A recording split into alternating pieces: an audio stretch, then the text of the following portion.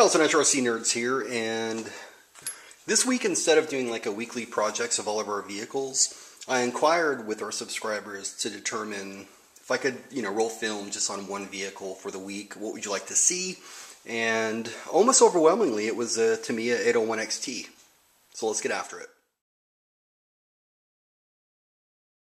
So I went on to put the electronics on it, and I got this JR switch. And it was DOA, not working. Took it to a hobby shop and had those guys look at it, and yeah, they verified. They were like, nope, man, this thing is dead. So I went ahead and just got another one. And we have life. Alright, so now on to pipe selection, and that's because you'll have to wait for my pipe tuning, my tuned pipe video series, whatever the hell I'm going to call it. But at the end of the day, I was considering putting an Offno 86 on this P5. But I started, looking at the specs for the engine and realized that Novorossy recommends, one of the pipes they recommend for it is the 9853. And then I thought to myself, geez, I have a Offno 053 laying around that I've never used. And they're essentially the same pipe, just, I guess, if anything, different materials. So I think that a torque pipe would probably perform better than an 086. And again, it's all about, you just got to test it out based on what you understand, right? Because you can look it up and everyone's going to tell you, man, I'm running a JP1 and it's badass and all that. Well, compared to what? Have you tested other pipes? Excuse me. So this right here is, it's a torque pipe, but it's bottom to mid-range. And so this, compared with the 063, which is strictly bottom end. And I like mid-range pipes. I mean, this is, based on, once again, what I've learned and experienced and tested and everything, man, mid-range is just where it's at for me, at least. All right, so we got the pipe on. Now, a lot of people ask, what's the difference between Dynamite and OFNA with respect to pipes? There's not a whole hell of a lot, but what I can tell you is this right here will end up looking like this. And that's fine. A lot of, polished pipes end up looking pretty ratty. Even works right here, you can see. This Dynamite right here, I mean, it stays polished. Excuse me. And additionally, you can see here, it's got a webbed stinger as well. So I'd probably recommend Dynamite over OFNA in these instances, but, at the end of the day, it's all the same, I guess. And like I said quite a bit, I mean, I love these internet forums for the RC hobby. I think they're terrific in helping people understand specific domains in the hobby, but you got to be very, very careful, man, because there's a lot of cats out there that just, they do this right here, man. They just talk, and they don't know what the hell they're talking about because they haven't experienced any of it. And so if there's one thing that we really pride ourselves on with this channel, it's the fact that the information we give you is simply things that we've experienced ourselves. I mean, I'm a newbie now. I'll be a newbie 10 years from now, but I'll be a newbie with some badass vehicles. I know that. All right, well, here we are, day 2, and I was able to get the link set up on. It seems okay. There's a few little minor tweaks that I obviously need to make. Let's go ahead and give it a roll test. You can see here, not sure if the battery's not fully charged. I thought it was, but I was expecting a little more. 288 ounces of torque at 10 seconds. Should be a lot more violent than that. We'll get it figured out. Anyways, let's do the roll test. Looks pretty good. Let's see if it can stop. Okay. Now here's one little issue we have to figure out. There's the brake. That seems okay. It's just hitting the thing. But look at the throttle, the travel. I don't know if it's binding or... Well, that was an easy fix. It turned out that I created a new model on Andrew's DX3S, and I guess it just carried the properties of the other model because, yeah, everything was... It wasn't at neutral. Much better. My first broken part. Awesome. I guess I just clamped down a little too hard. I got another one on the way. Fortunately, they don't make aluminum ones. I'm going to mount the engine, and you can see by a hair I'm going to have to trim a little bit of this stone guard.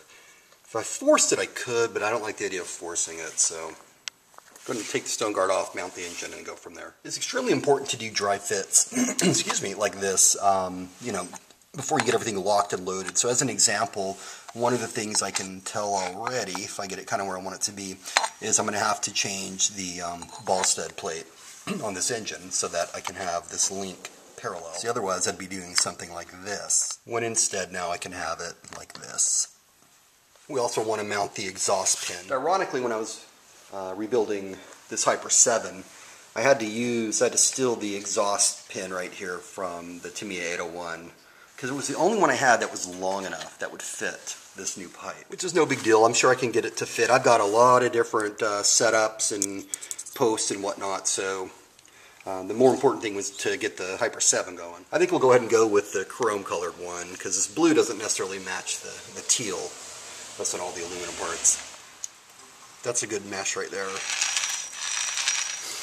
I can't say I trust these screws, but they'll have to do for now. Now I'm going through and thread locking the hell out of everything. And now we're raring to go, but this sucks. The forecast is going to be like this all week. I guess in a way it's good that the weather's bad this week, because I have a lot of work that I need to do on this link setup right here. I mean, it works, right? So it'll make the car go and make it stop, but it's not optimized. There's a numerous number of problems with it. Number one, see here, it's not parallel, so I'm just going to move the actuator out to another hole there. The other problem, the biggest problem, is this link right here is actually going down at an angle. Okay, and I know it's probably almost impossible to see. And that's just really causing some unneeded torque on the servo itself. The third thing is, this is a completely new design to me, this thing, and I'm trying to figure out how it works. But I'll go ahead and tackle that problem later. You can see here it's just getting stuck. I would say the most pressing need is, you can see here, it's one of them, right? These brake pads are already coming off. You have to glue them on. I don't like the design at all. It's really weird. And I use CA glue, and I cleaned it and did everything. I haven't run it, and it's already coming off. Now, my initial thought on fixing this the way it goes down at an angle is, there's quite a few things I can do. But what I think I'm going to do, and it has to do with this servo right here. I ran into it as well with my Lucy 810. This servo is a little bit higher. It's a little bit taller than your normal servo, if you will. It's like a millimeter taller than, say, a Savux or a Hi-Tech. I have a Hi-Tech, I believe, that's a full millimeter lower than this, that I might put in here instead. Also, this return spring here sucks. So this is why you can see I've got it at neutral. Now what I could, easily do is either move this cam down right here, which that's not good to do, or just get a longer spring. There's a lot of different ways. Fortunately, I've had a lot of experience with link setups. Now to show you how kick-ass these Protec servos are, let's go ahead and compare it against what is probably, looked at as one of the best servos on the market, and that's the Hi-Tech 7955, which I do like.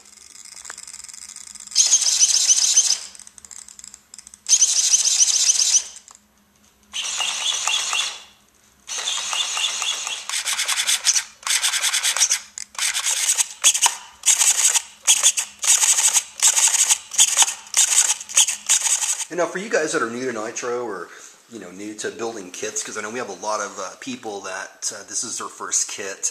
Again, don't let it freak you out or anything like that. I'm just very, very particular about my link setup, simply because I've had to deal with them a whole lot, and it's one of those things. There's a right way, and that's it. There's no other way. But if you follow the instructions, I mean, it's not binding on anything, right? And it'll stop. So it's just, I have a very, very high bar for it, because I know I can make it much better. To me, for the most part, links are one of those items, it's kind of a set it and forget it thing, right? You shouldn't have to stay on top of it. And the way it is right now, it's one of those things that I have to monitor quite a bit. I've got too much other stuff to worry about. I'm just used to a more traditional design, like something like this, when setting my brake bias. So kind of on a side note, a lot of people have reached out to me and asked what engine would I recommend for this. And I can tell you, I would highly recommend a B5 engine, or even a P5, which you can see I'm running here. P5 is very popular. I've not run one before, so we're obviously going to find out. Of course, this one here is a modded. It's clocked, so I'm not going to be able to compare it to the stock. But as far as pipes are concerned as well, if you get a B5, I would recommend any sort of a torque pipe. So the B5 2013 combo, that's definitely proven. Or you can try something like an OFNA 063 or even an 053, which I'm trying here. And just don't get a pipe that's meant for high RPMs like an OFNA 086 or something. Alright, so that's going to be it for days 1 and 2. I'd hoped to do this in one full swoon, like one video, but I guess I babbled too much. It's not going to be possible.